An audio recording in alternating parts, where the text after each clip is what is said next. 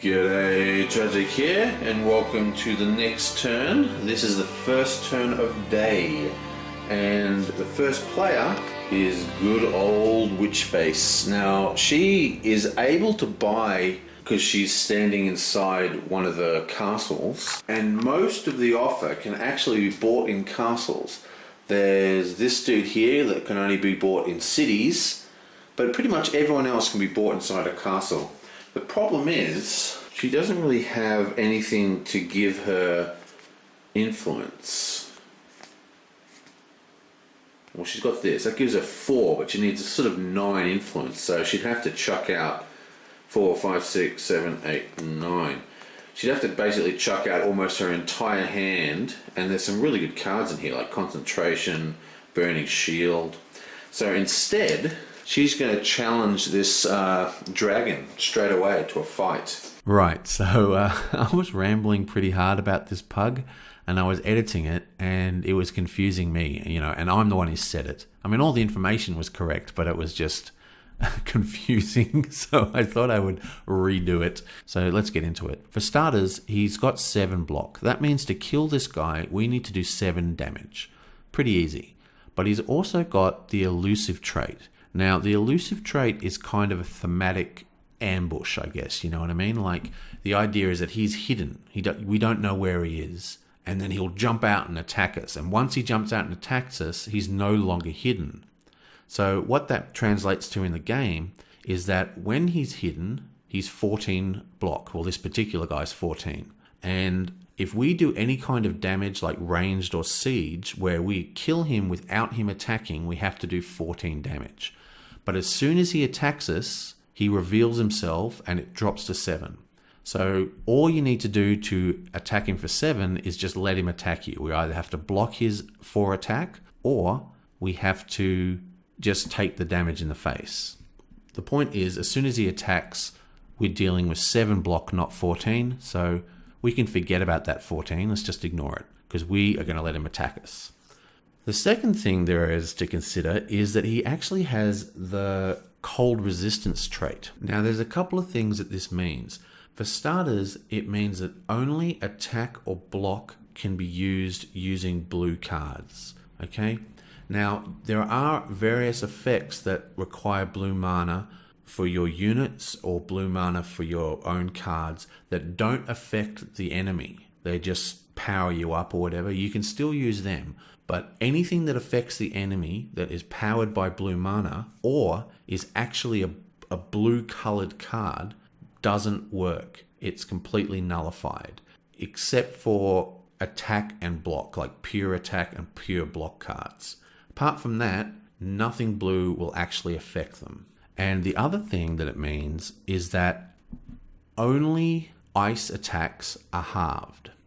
Now, in most fantasy games, if you have an ice resistance and you attack with fire, the fire does more damage. Not so in this case. So if you're using an ice attack and you're attacking for 7, you have to actually do 14. If he was elusive still, you'd have to do, like 28. So basically physical damage, fire damage, cold fire damage, all of those things go straight through 1-to-1 damage. Now, we are only going to produce physical attack and fire attack, so again, we can completely ignore his resistance, as long as we don't use blue non-attack spells, which, we're not going to. So ignore that. So he's 7 block, that's all we've got to deal with. Next, let's have a look at his actual attack. For starters, he's only doing 4 attack, which is pretty easy to block, but he's also got swiftness. Now, swiftness means that we actually have to block twice, or twice as much. So he's actually going to attack us for 8, so we have to block 8. If we don't block 8 successfully, then the damage gets through. But no matter how much, the swiftness adds, he's still only doing 4 damage. So we have to block 8, we take 4 damage. And on top of that, he's actually doing an ice ball, like hitting us with an ice ball. Now, the ice attack is basically the opposite to the ice defense. What that means is to block an ice attack efficiently, you have to block with either cold fire or fire. Okay? Otherwise, it's halved. So if you block physical, it's halved. If you block with ice, it's halved. If you block with fire or cold fire, it's 1-to-1. Okay? Now we're going to block with fire, which means we only need to block 8 to do a successful block. If we were blocking with anything else except cold fire, we'd have to block double. So that's pretty much the pug. We need to produce 8 fire block, or we need to produce 16 of another type of block. Now, whether we pass or fail the block, we're only facing 4 damage. And then once he's attacked, elusive is gone, and then we only need to do 7 damage back to him to kill him. So that's it. We're facing 8 or 16 attack, we're facing 4 damage, and we have to do 7 damage back. I'm going to take a crystal. Then I'm going to take a red mana. And the first thing we're going to do is cast our fire block and pay that with the red. So this does a couple of things. Firstly, it gives us 4 block and it gives us 4 fire attack back, assuming that we actually successfully block, which we are going to do. Then I'm going to play concentration, and we're going to pump that using the green token. And then we're going to play battle versatility. Now this gives us 3 fire block plus 2. So now we've actually created 9 fire block. Okay? Which is enough to block 8 cold fire. 8 cold. Okay? You with me? Excellent. So, now that we've successfully blocked his 8 attack, we don't take any damage, and we've already done 4 damage back to the 7 we need to do to kill him. Then I'm just going to play Rage 4, 5, 6, and then I play Swiftness for 7. Now, even we're doing 4 fire attack, okay, and we're doing 3 base attack, like physical attack, but he's only got resistance to ice attack. So, unlike the opposite thing, fire doesn't do any more damage to ice resistance. It only reduces ice attacks value. So our physical attacks are going through fine, and our fire attacks are going through fine. So, just to recap, we're doing 4 block plus 5 block, all fire blocks, which blocks the 8 needed to get to successfully block, because he's doing 4 ice attack with swiftness, which doubles the amount you need to block. And the fire shield also does 4 attack, and then we play Rage. That gives us another 2 physical attack. And then we play Swiftness. That gives us a 3rd physical attack. 4, 5, 6, 7. And that's enough damage to kill this dragon, which has 7. Bam! He's dead! Woohoo! 7 fame. So that's dead. Yabonk. This guy gets 7 fame. 1, 2, 3, 4, 5, 6, 7. Plus 1. Goes up 2, 1, 2, because you get 2 rep for killing a marauding dragon. And we get another token, yonk. And finally, we've actually increased our hand size to 6. So that's very, very cool. Okay, so, boom. Let's roll this. It's a gold. It's a bit unfortunate. Oh, look at that. There's a gold in the mana source. I should have taken that gold instead of using the red. God, I'm an idiot. Oh well, that was very nice. Cutting the other player some slack. All this stuff gets discarded. But importantly, she's missed her first opportunity to actually buy anything with influence, which could come in to bite her. Okay, so that's the first lot. She has her influence card, and she draws to 6 now. 1, 2, 3, 4, 5, 6. Wow, she's absolutely stacked for next turn. Look at this. She got heroic tail, so she's going to boast about a dragon kill. She got improvisation, which can produce 5 influence, and she got threaten, which can produce 5 influence, and she got promise from the other hand. And this one produces 6. So she's just going to buy the entire offer because she's actually even got 2 spare tokens. So everybody knows that if they don't buy this turn, all the good stuff's going to be gone. Oh, and I almost forgot, she's actually standing on her own castle, which means her hand size is increased again.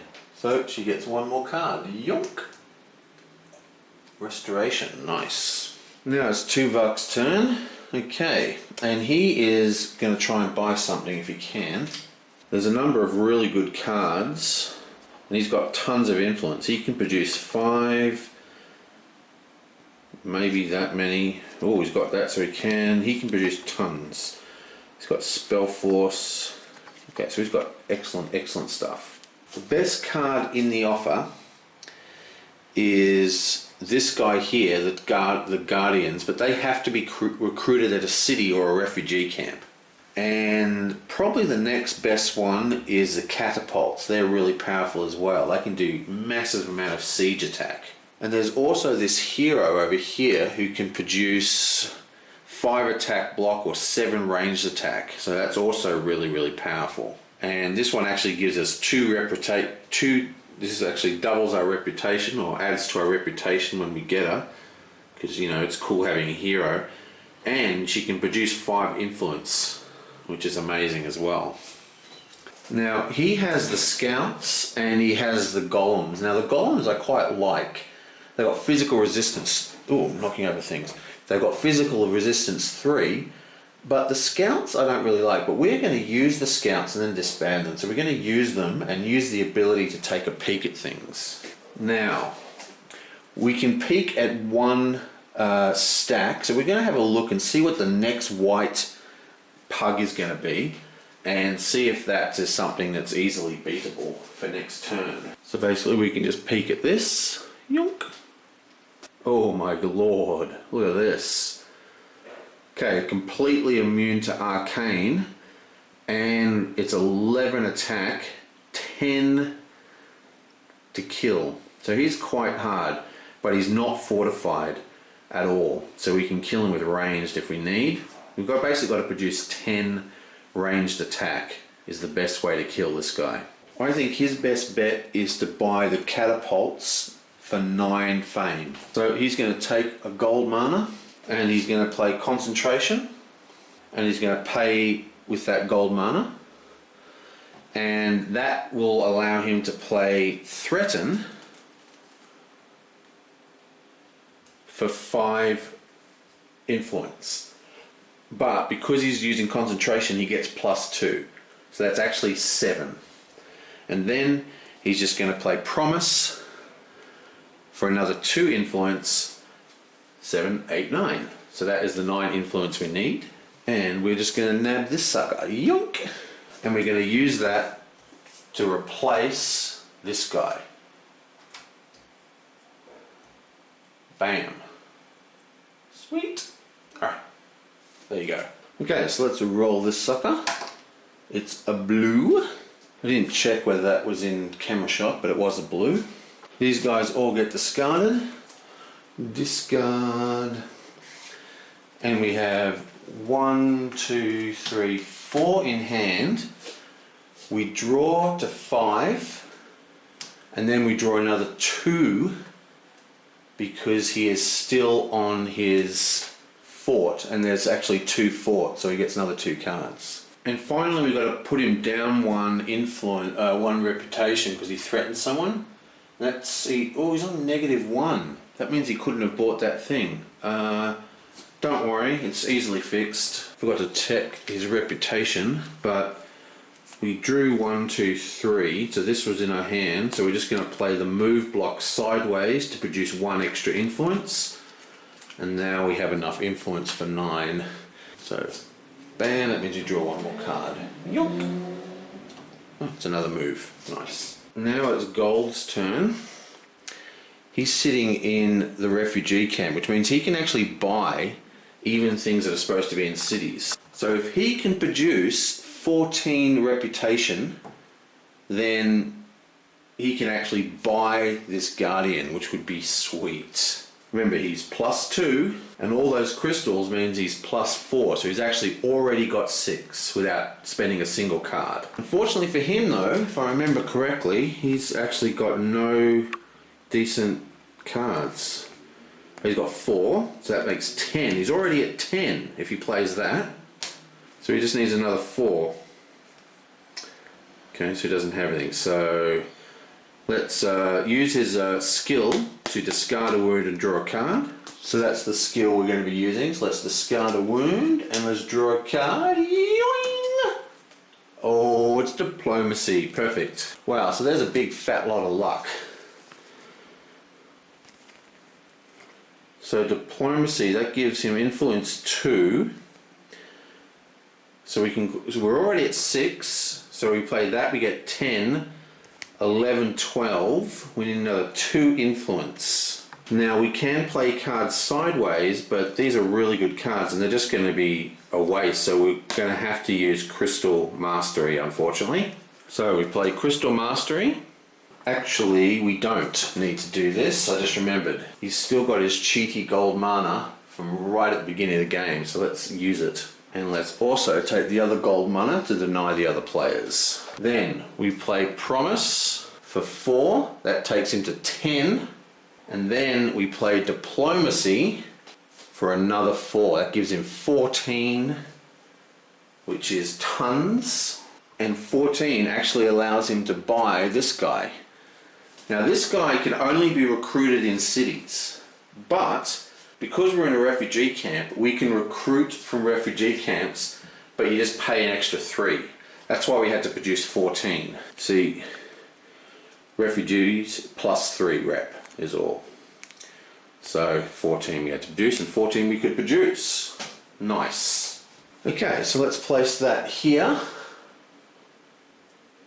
We re-roll this die. It's a black. Our second depleted mana source. The cheaty token gets discarded, and so do these 2 cards. We have 3 in our hand, so let's draw another 2, 3, 4, 5. Another wound. Nice. Oh, and I almost forgot, he has planning, and he had more than 2 cards in his hand, so he gets to draw another one. Song of Wind. Excellent. Okay, now, last but not least, it's Norwez, who I have no idea what to do with. He's in a really bad situation. I think he is going to just move into here to challenge this enemy. Yeah, I think we're going to attack into that. There's nothing we can do. We've got a lot of movement in our hand, right? But he really needs units. He's got no units and he's got all this stuff for units. So I think our goal for the short term is to actually get to this castle and take it over. Because there's not going to be anywhere to buy units unless we reveal another refugee camp, which is a really low chance. Now, he can't get to the refugee camp. He has to travel through all this unpassable terrain and there's a dragon there anyway. So I think that's his only real chance. Actually, there is another option. This, because it's daylight, the ruins are now revealed. So we can flip this up. Right, so this is actually we can go here and make an offering. If we go here and we spend 3 green mana, we instantly get 7 fame. Don't have to fight anything or anything. And if we get 7 fame, we will level up. We'll get another action card and we'll get more skills. Then we'll have to deal with this dragon and we could explore here and most likely discover a city. Now, we've got threaten here. We've only got 4 attack and a block of 3 in our hand. So that might not be enough to kill what's ever in there. But I still think our real choice here, I still think going back and buying units is our real, is the play. I think that's the play for us. Okay, so what we're going to do is, I think I'm just going to do 2 movement to create 4. Okay, So I played 2 blue cards, and that takes 4. I'm going to move in here, and we get to flip this guy over. Yonk! What? Oh, that is... Oh my god. Do you remember how I flipped that over during the night and it was like the same thing, and then I reshuffled it in and redrew, and I completely reshuffled. I got splicing the footage and ended up with the same bloody thing. Oh. Now, 5 and 3. Okay, so what we're going to do is we're going to skip this guy completely and go straight to this battle.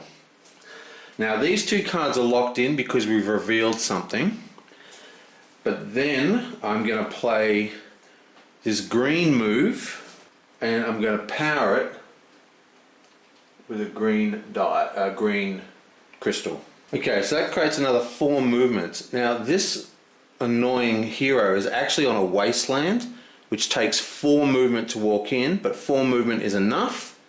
So boom, we're in for the attack. So let's have a closer look at this pug. There's not a lot of fancy stuff going on here. Basically, this is another... Oh, kick the camera. Basically, this is another hero. Now, it's already fortified. So because of the fortification symbol there, it's now double fortified. Which means not even siege will work against her. And she actually does 2 attacks because she looks like she's got like a minion with her. So we have to do a block of versus 5, and then as a completely separate play of calculation we have to block 3. Now what's interesting is that we actually have Ice Shield in hand. Now Ice Shield, Ice block 3, so we can block the second block completely with Ice Shield. Reduce the armor of one enemy blocked this way by 3. Armor cannot be reduced below 1. So what's interesting about Ice Shield, by the way, is it doesn't need to be a successful block. It'll actually say on the card, successful block, if it requires it to be successful. So even if we don't block all the damage, this will work. But we can block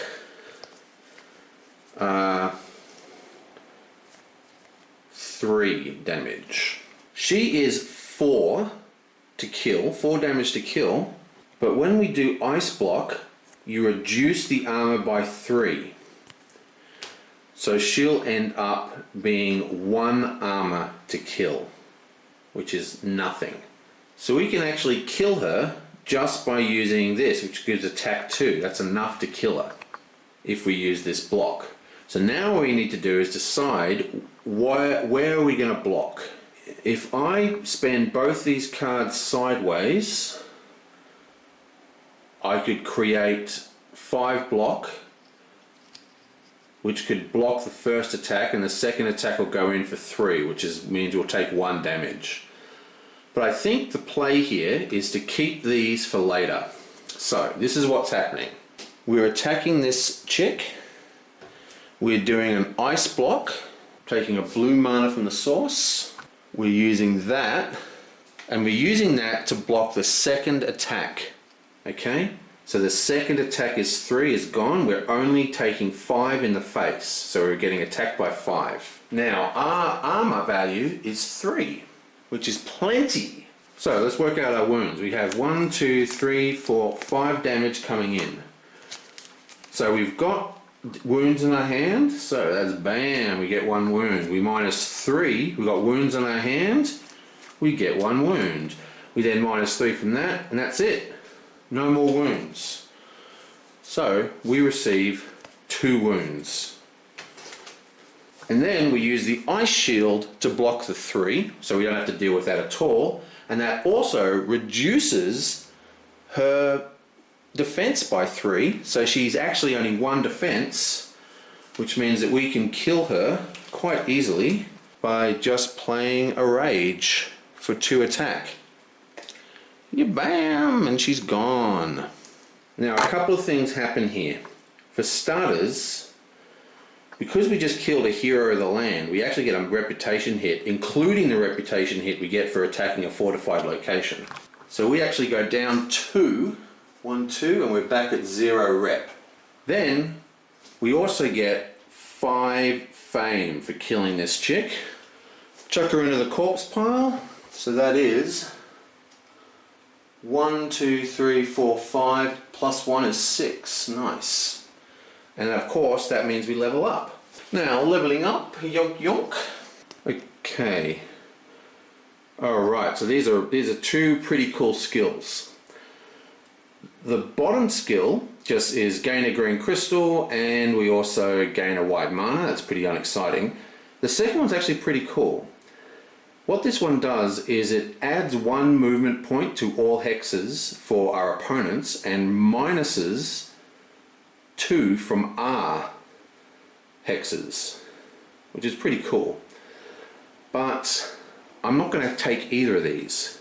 Instead, I'm going to put them both in here into the skill offer, and I'm going to take this one, which allows us to cure 2 wounds. 1 goes to an opponent and 1 goes to us. Now this is only a once a round thing, but it's still pretty cool. And because we took a skill from the skill offer, we're forced to take the bottom card, which is the one we want anyway, which is Blood Rage. And bam, out comes the next one. Shield Bash. Oh, that's a great one. Okay, so that's pretty cool. Bam. Blood Rage goes there. This to re-roll. It's a white. Another white. We discard all this stuff. Now we did use tons of movement, which kind of sucks. We get a control marker. Bam! And we have mana draw, threaten, and 2 wounds in hand. So we're drawing to 5, so we get 1 card. Boom! And of course we've got our own castle now, so we get another card. Now the skill that we just got to transfer that damage doesn't come active until the next turn. So we can't use it this turn before we draw a hand, unfortunately. Oh, I don't know if that was the right skill to take. Poor Norwes, he's not doing very well. Anyway, that's the end of the turn. And I will see you guys next time. Oh, actually, it might be a bit of a time before the next video comes out, because I'm going to the dentist getting some major work done, so I'm going to be all can't talk probably. And on top of that, we're also getting a bit of work done on the house, so there's going to be lots of drilling and hammering for a while. So probably be at least 4 or 5 days, maybe a week before the next one comes out. But I will see you guys soon. Catch ya.